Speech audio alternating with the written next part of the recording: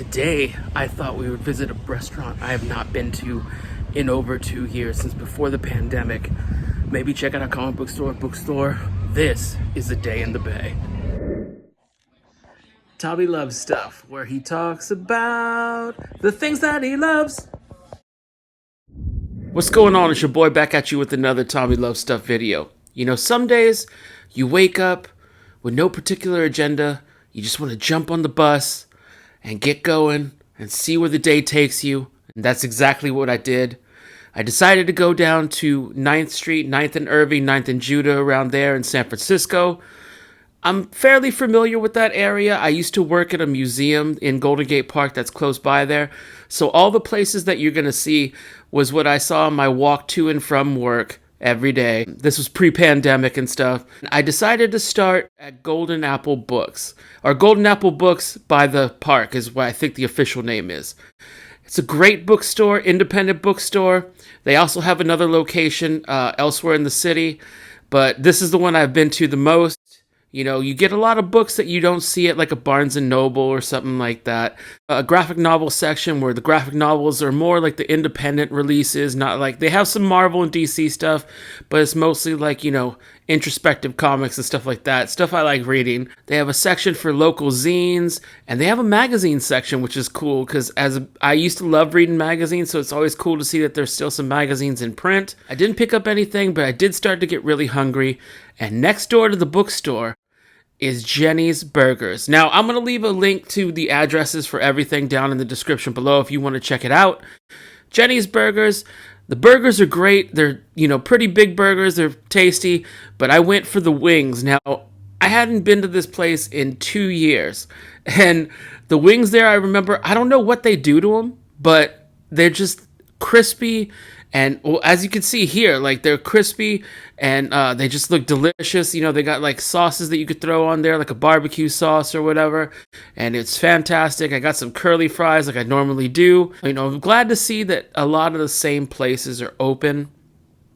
You know, like I said, the last time I went there was early 2020, pre-quarantine and everything. So, you know, I was worried some of the places were closed down.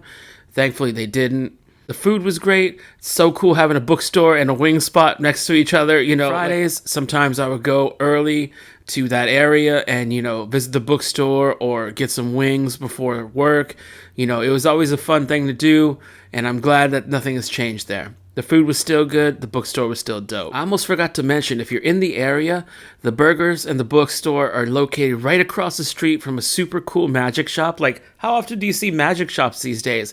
Back in the day, this used to be my nephew Christian's favorite store. So shout out to him. He's probably not going to watch this. But, you know, it's all good. Magic shop was cool too. I didn't go in, but I've been in before. Yeah. It's a cool little area, you know what I'm saying? There, I decided to check out Amazing Fantasy Comics. Now, this is about a block or two away from the area I was in, but it was a cool little walk. It was a nice day. And, you know, their hours have actually changed. I don't know if it was because of the pandemic or not, but I don't know their situation. Amazing Fantasy has been in San Francisco for a while, and it's not the biggest comic book store, but it is pretty cool. You walk in, and across the whole wall, they have nothing but comics, graphic novels. Their single issues weren't as much as I remember, but their graphic novel section was where it's at, and that's where I like reading stuff.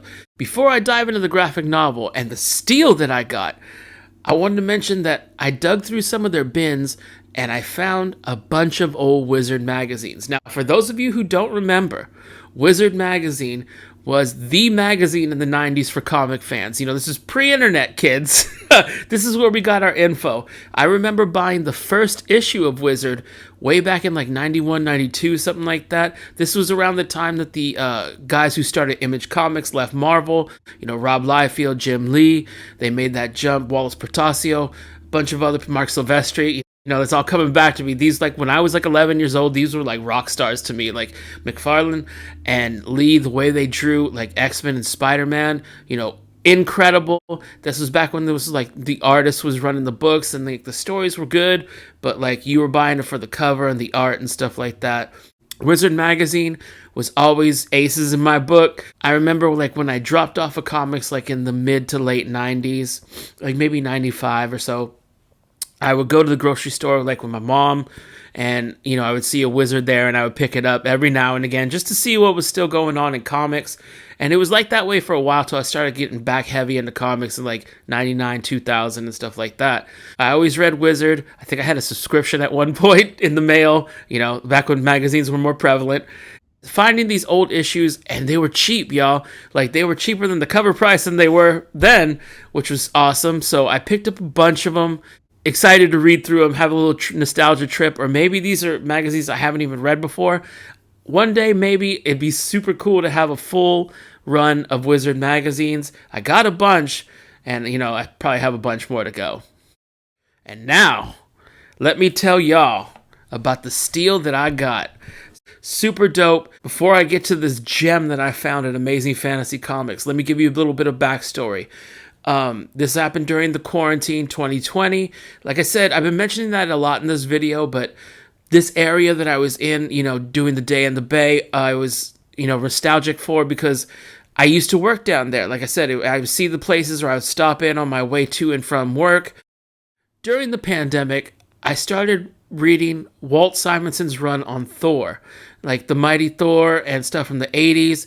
I kept hearing how good it was, and at the time Thor was okay, but when I started reading this story, it was fantastic, y'all.